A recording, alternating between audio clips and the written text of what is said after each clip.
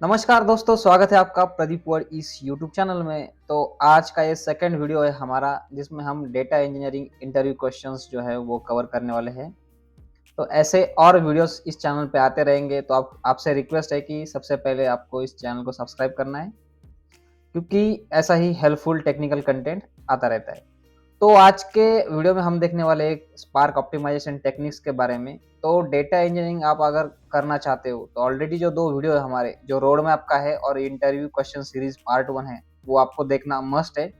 उसके लिंक्स मैं आपको नीचे दे दूँगा, और जो भी मटेरियल मैं यहाँ पे दिखाऊँगा आपको, तो जो मैंने पीपीटीज़ बनाई है, तो वो भी मैंने आप लिंक मेंशन किया है नीचे डिस्क्रिप्शन में, तो वहाँ से आप जाके पूरा मटेरियल डाउनलोड कर सकते हो, देख सकते हो। तो चलिए शुरू करते हैं। तो डेटा इंजीनियरिंग का आप प्रिपरेशन कर रहे हैं, तो आपको ये क्वेश्चन 101% आएगा कि कौन से ऑप्टिमाइजेशन टेक्निक्स आपने यूज़ किए हैं। तो ऑलरेडी कुछ देखे हमने पिछले वीडियो में। अब इस वीडियो में हम देखने वाले हैं कुछ अलग टेक्निक्स के बारे में। तो सबसे पहले जानते हैं कि डेटा लेक क्या होता है। तो data lake is a large data repository that store structured and unstructured data in its native format. Okay, data lakes allow organization to store large amount of data of any type at a low cost. Data lakes are used to mine and analyze data to gain insight, create and analytics. तो जिनको समझ में नहीं आया उनको मैं short में समझा देता हूँ कि एग्जैक्टली क्या है डेटा लेक। तो बेसिकली ये एक ऐसा स्टोरेज है, आप कह सकते हो, जिसमें आप स्ट्रक्चर अनस्ट्रक्चर डेटा है। स्ट्रक्चर डेटा मतलब होता है कि जिसमें रिलेशनल डेटाबेस आप कह सकते हो, आरडीबीएमएस, जिसमें सीक्वल होता है। तो वो एक स्ट्रक्चर हुआ, उसको डेटा को रिलेशन होता है उसमें। और अनस्ट्रक्चर मतलब जो कि इमेजेस वगैरह ऐसे जो डेटा है, उसको अनस्ट्रक्चर डेटा कहते हैं, जिसका कोई फॉर्मेट नहीं होता। तो बेसिकली ये जो डेटा है वो स्टोर करने के लिए हम डेटा लेक्स यूज करते हैं। बेसिकली लेक्स का मतलब ही होता है कि बहुत बड़ा, ठीक है। और ये यूज मेनली किया जाता है कि जिसमें अगर मान लो कुछ डेटा है, तो उसमें से कुछ इनसाइट वगैरह निकाल लिया जाए। Client wants insight instead of data in the form of visualization like that. तो चलिए सेकंड देखते हैं कि क्या है सेकंड वाला। तो what is data warehouse. तो पहले अभी डेटा लेक देखा, अब डेटा वेयर हाउस क्या है। तो बेसिकली मैं आपको बता देता हूँ, डेटा लेक हाउस होता है कि जिसमें आप स्ट्रक्चर डेटा स्टोर करते हो। मान लीजिए, sorry, data warehouse. So data lakes में आपको अनस्ट्रक्चर डेटा है बहुत सारा, तो उसको आप प्रोसेस करते हो by using some optimization technique, by using some filters, transformation like that. And जो भी स्ट्रक्चर डेटा जिसमें रिलेशन बनता है आपका, जो मान लो 2 टेबल्स के जॉइंस हुए या फिर टेबल्स क्रिएट करना हुआ, तो वो जो होता है स्ट्रक्चर डेटा, वो जहाँ पे स्टोर करते हैं उसको हम डेटा वेयर हाउस कहते हैं। तो data warehouse is a repository for structure filter data that has been processed for a specific purpose. Data warehouse are used for reporting and data analysis and are often used in business intelligence applications. Data warehouses store data from multiple sources and allow us to query and analyze it in open one place. तो basically यही होता है data ware house, की जिसमें हम data structure कर सकते हैं और मल्टीपल सोर्सेज से डेटा आ सकता है वहाँ पे स्टोर करके हम उस पे अपनी जो भी क्वेरी परफॉर्म करनी है कर सकते हैं, जिसमें उसमें से हमें जो भी इंसाइट जनरेट करना है वो कर सकते हैं। अब डेटा मार्ट क्या होता है। Data mart is a subset of data warehouse that contains only the data needed for a specific purpose और यूजर ग्रुप। समझो मेरे पास डेटा वेयर हाउस में बहुत सारा ऑर्गेनाइजेशन का डेटा है, और मुझे सिर्फ एक टीम है या एक ग्रुप कह लो आप, जिसमें मुझे प्रोडक्शन का डेटा देना है सपोज।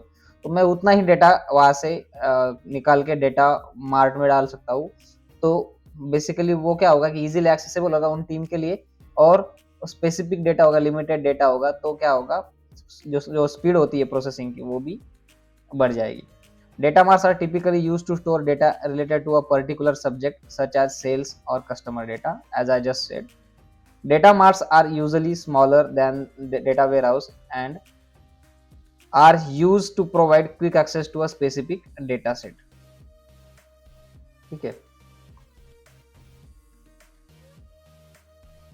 अब देखते हैं कि external table and manage table में क्या फर्क है। An external table is a table that is stored outside of the database. An external table is a typically used to access data that is stored in a different system such as file system or another database. Suppose मुझे table create करना है, तो basically table हम spark में कहा Meta store में create करते हैं, default location user hive Meta store जो होता है वो मैनेज टेबल होते हैं। एक्सटर्नल टेबल क्या होता है कि टेबल हम क्रिएट करते हैं, पर जो टेबल का जो सोर्स होता है, मान लो आप CSV फाइल पे टेबल क्रिएट कर रहे हैं, डेल्टा टेबल क्रिएट कर रहे हैं सपोज, तो वो जो उसका जो लोकेशन होता है CSV फाइल का, वो आपके इन्वायरमेंट में नहीं होता है। इन्वायरमेंट इन द सेंस की डिफरेंट सिस्टम में होता है, वहां से आप उसको एक्सेस करते हो, रीड करते हो, उस पर आप टेबल बनाते हो, पर वो टेबल एक्सटर्नल टेबल होता है। वहां पे हम एक्सटर्नल कीवर्ड जो है वो यूज करते हैं at the time of table creation. उस पर हम फोकस करने वाले हैं प्रैक्टिकल सेशन में, वो भी देखने वाले हैं डेटाबेस का पूरा सीरीज में। तो अभी a manage table is a table that is stored within database.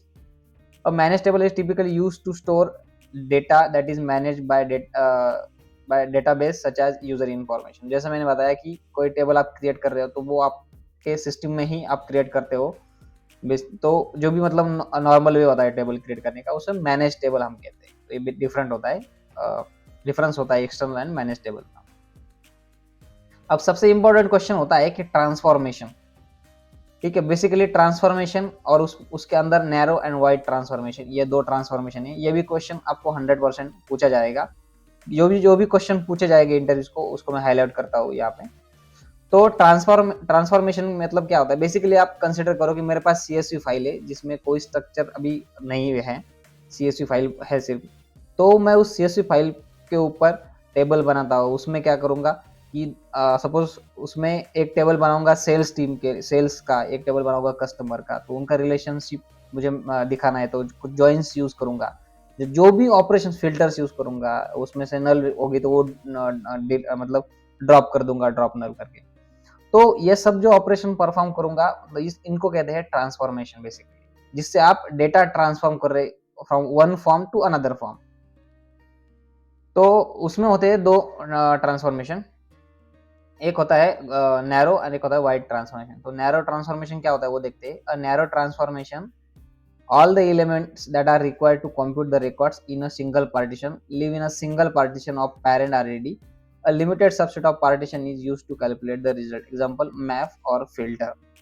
तो बेसिकली इसमें क्या होता है कि जो शफलिंग होता है, शफलिंग के बारे में मैं बताऊंगा। शफलिंग मतलब क्या होता है कि मान लो आपके पास मल्टीपल नोड्स है, 1 2 3 4 ऐसे, तो आप उन सबके ऊपर एक क्वेरी कर रहे हो, तो उस क्वेरी के लिए डेटा जो रिक्वायर्ड है वो डेटा हर एक नोड में से आ रहा है, समझ रहे हो आप? तो वो होता है शफलिंग। तो बेसिकली नैरो ट्रांसफॉर्मेशन में शफलिंग नहीं होता है। जब आप स्टोर करते हो, जैसे भी आपका डेटा वो पार्टीशन में स्टोर होता है, जैसे हमने पिछली वीडियो में देखा था कि 128 256 जीबी का MB का सॉरी पार्टीशन होता है, तो उसमें से वो डेटा लेता है। तो मान लीजिए हमारे पास 10 पार्टीशन है, पर डेटा अभी एक ही पार्टीशन से जा रहा है एक क्वेरी के लिए, तो वो हो गया नैरो ट्रांसफॉर्मेशन, जिसमें मैप फिल्टर ये जो ट्रांसफॉर्मेशन है वो यूज किया जाता है, और भी बहुत सारे आप सर्च कर लेना। देन आता है वाइड ट्रांसफॉर्मेशन। तो इसमें क्या होता है कि आप क्वेरी करोगे तो डेटा जो है वो मल्टीपल पार्टीशन से आएगा। मैं मतलब ये नहीं कहूंगा कि कितने पार्टीशन से आएगा एग्जैक्ट, बट मल्टीपल पार्टीशन से डेटा आएगा। तो जिसमें आप ग्रुप बाय यूज करते हो, तो ग्रुप बाय में क्या होता है बेसिकली, तो मल्टीपल जो ये होता है मल्टीपल पार्टीशन होते हैं, उसमें आपने डेटा स्टोर किया है, तो वहां से वो डेटा लेगा। तो वाइड ट्रांसफॉर्मेशन का डेफिनेशन देख लेते हैं यहाँ पे। आपको डेफिनेशन जो है वो ये बहुत हेल्पफुल होने वाली है। A wide transformation, all the elements that are required to compute the records in a single partition may live in many partition of parent RDD. The partition may live in many partition of RDD, example like group by and reduce by की, ठीक है। तो वो भी next question हम देखने वाले हैं, group by and reduce by की क्या, इनमें डिफरेंस क्या है, किसमें शफलिंग होता है, किसमें शफलिंग और शफलिंग होता है दोनों में भी, तो कौन से लेवल पे शफलिंग होता है, ठीक है।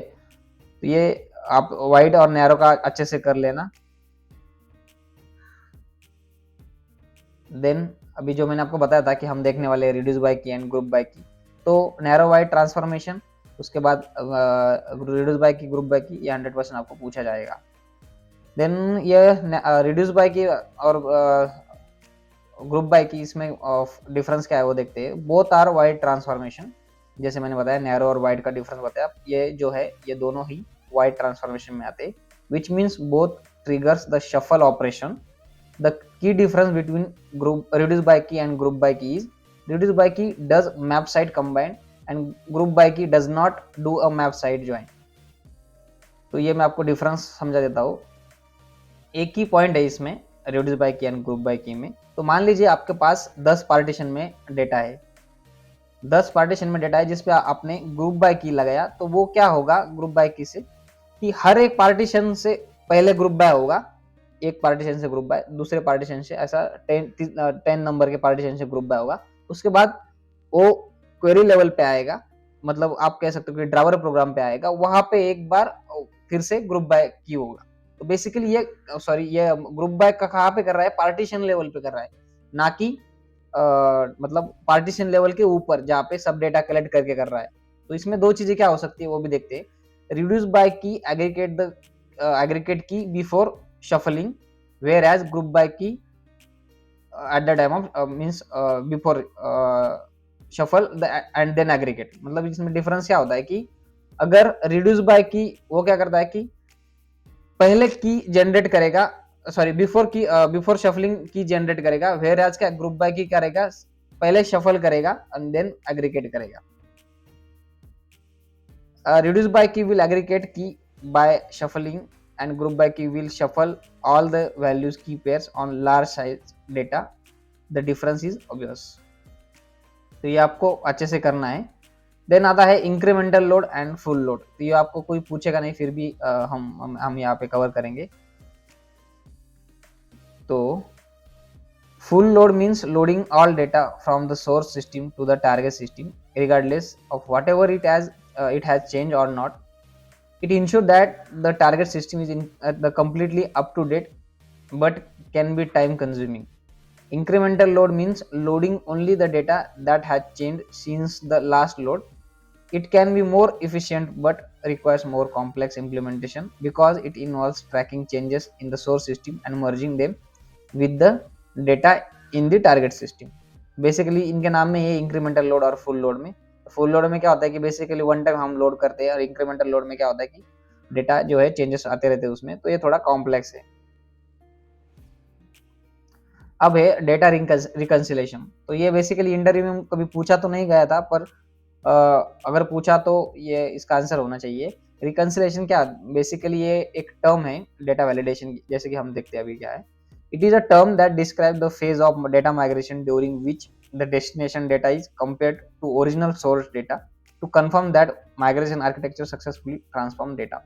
Basically आप डेटा ट्रांसफॉर्म कर रहे हो वन सोर्स टू डेस्टिनेशन, तो ये क्या है, reconciliation checking process, like source से डेटा डेस्टिनेशन में बराबर ट्रांसफर हुआ कि नहीं। तो उसमें क्या क्या हम चेक कर सकते हैं, पॉसिबिलिटीज क्या है कि उसमें मिसिंग रिकॉर्ड्स चेक कर सकते हैं, missing values, incorrect values, duplicate records, badly formatted, broken relationship across tables or system। तो ये reconciliation है। तो आपको आई होप ये वीडियो अच्छा लगा होगा। कुछ पॉइंट्स अगर आपको अच्छे से नहीं समझे तो आप नीचे ज़रूर कमेंट करना, मैं उसका डॉक्यूमेंटेशन का लिंक भी आपको भेज दूंगा, तो आप अच्छे से डॉक्यूमेंटेशन से चेक कर सकते हो। और अगर आपको स्पार्क का ज़्यादा देखना है तो आप स्पार्क बाय एग्जाम्पल भी प्रेफर कर सकते हो। उनका पूरा जो सिलेबस है वो कवर कर सकते हो, उसमें आप उन्होंने एक एक ऑपरेशंस के ट्रांसफॉर्मेशन एक्शंस के बारे में डिटेल में जानकारी आपको दी है। तो आशा करता हूँ आपको वीडियो पसंद आया होगा तो ज़रूर लाइक शेयर और सब्सक्राइब करना है इस चैनल को, जो कि आप नेक्स्ट पार्ट जो है वो इजीली एक्सेस कर पाओगे। नीचे लिंक डिस्क्रिप्शन में दी गई है, ये पीपीटी आप वहाँ से डाउनलोड कर सकते हो। तो मिलते हैं नए वीडियो में, तब तक के लिए जय हिंद।